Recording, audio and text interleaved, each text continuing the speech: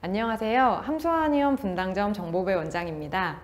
녹용이 든 한약이 성장기에 좋은지 많이들 물어보시는데요.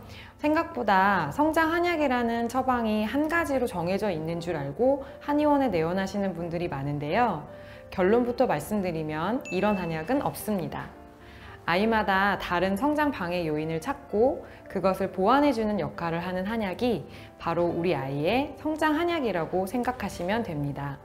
다만 성장 도움을 목적으로 한약을 처방하는 아이들에게 공통으로 녹용을 포함하는 경우가 많은데요. 사슴의 뿔을 말려서 사용하는 약재인 녹용은 위로 뻗어 올라가는 기운을 강하게 가지고 있기 때문입니다. 그래서 특히 성장을 위해 처방하는 한약에는 사슴의 뿔 중에서도 가장 윗부분에 위치하고 있는 분골이나 상대 부위를 주로 사용합니다. 물론 녹용 외에도 뼈와 근육을 튼튼하게 도와주는 오가피와 구척, 관자를 부드럽게 도와주는 우술 등의 약재도 성장기 한약에 포함되면 좋습니다. 저는 진료실에서 성장 한약 관리는 장거리 달리기에 비유해서 설명을 드리는데요. 성장이 마무리되는 시점까지 지속적인 관리가 필요하기 때문입니다. 한약 복용 기간은 아이의 현재 성장 상태와 성장 방해 요인이 되는 증상의 정도에 따라 차이가 있습니다.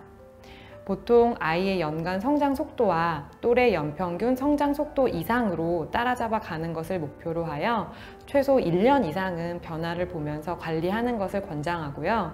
식욕부진, 변비, 잦은 설사, 수면장애, 그리고 수면에 방해가 되는 비염, 아토피, 스트레스, 체력 저하 등 성장을 방해하던 증상들이 어느 정도 안정되어 가는 시기에는 복약관리 마무리를 고려할 수 있습니다.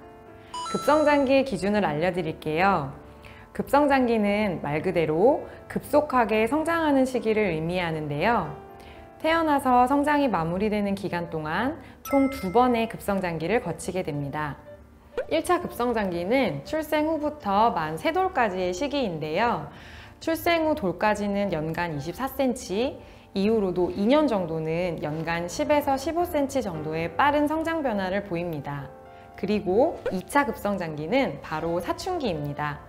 보통 여자아이는 만 10세, 남자아이는 만 13세 정도부터 2에서 3년간 연 10cm 내외의 성장 변화를 보입니다. 이 2번의 급성장기를 제외한 일생 대부분의 완만 성장기에는 보통 5cm 내외의 성장 변화가 나타나기 때문에 2배 이상 빠른 속도로 자라는 이 시기를 급성장기라고 부르는 것입니다.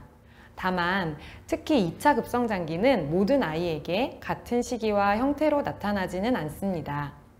앞서 말씀드린 평균 시기보다 조금 일찍 혹은 늦게 나타나기도 해요. 또 완만 성장기와 비교했을 때의 키 변화 속도도 눈에 띄게 빠른 아이가 있지만 그렇지 않은 아이도 있기 때문에 전문가의 진단을 통한 개인 차이에 대한 확인은 필요하고요. 보통 여자아이들은 가슴에 멍울이 잡히기 시작하면서부터, 남자아이들은 고환과 음경 사이즈가 커지기 시작하면서부터 2차 급성장기가 시작되니 이 무렵에는 신체 변화를 잘 체크해 주세요. 마지막으로 꾸준히 기록해둔 아이의 성장 패턴은 키 변화를 예측하는 데 중요한 단서가 됩니다. 매월 일정한 시기와 시간에 측정을 해두는 것이 좋습니다. 성장 한약 관리를 언제 시작해야 효과적인지에 대해서 말씀드릴게요. 1차 급성장기 동안의 성장은 무엇보다 영양 상태가 중요합니다. 출생 시 키 체중이 작았거나 혹은 부모님 키가 작아서 성장이 염려되는 아이 중 특히 먹는 것이 힘들다면 이 시기부터 식욕에 도움을 주는 성장 한약으로 관리를 시작하는 것이 좋습니다. 앞으로 성장할 수 있는 시간이 많이 남아있지 않은 사춘기 시작 이후에 성장 치료를 위해서 한의원에 내원하는 경우도 있는데요. 이때는 한의사로서 조금만 일찍 진료를 보면 좋았을 걸 하는 아쉬운 마음이 듭니다. 모두가 빨리 달리기 시작하는 단기간의 2차 급성장기보다는 완만 성장기에 조금씩 더 잘 자랄 수 있도록 돕는 방향으로 장기간 관리를 하는 것이 더 효과적입니다. 예를 들어 또래 아이들 비해 약 1년 정도 작은 아이라면 5cm 이상을 따라잡아야 평균 키에 도달할 수 있어요. 성장에 방해되는 요인을 해결해가면서 매년 1cm씩 더 잘 자랄 수 있는 환경을 만들어준다고 가정했을 땐 평균을 따라잡기까지 최소 5년 정도의 시간이 필요하겠죠.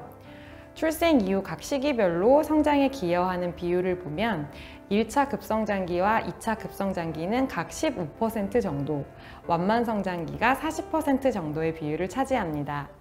즉, 급속하게 자라는 시기보다 완만하게 자라는 오랜 기간의 시기가 최종 키를 결정하는 데 있어 더 중요한 역할을 한다는 의미입니다. 다시 한번 강조하지만 성장 한약 관리의 핵심은 단기간에 큰 폭의 변화를 보는 것이 아니라 장기간에 걸쳐 서서히 따라잡아가는 것이라는 걸 기억해 주세요. 주변에 성장침 치료를 받는 아이들이 많은데요. 성장침 치료가 정말 효과가 있는지에 대해 말씀드릴게요. 성장 치료를 위해 한의원에 내원하는 아이들은 자세를 바르게 잡아주고 뼈가 부드럽게 잘 자랄 수 있도록 스트레칭에 도움을 주는 물리치료들과 함께 침치료를 하는 경우가 많이 있습니다. 침치료는 주로 성장판이 있는 무릎이나 발목 주위에 위치한 혈자리에 하는데요. 대표적으로 무릎 주위에 양구, 혈애, 양슬안, 양릉천, 발목 주위에 골륜, 태계, 신맥, 조회 등의 혈자리가 있습니다.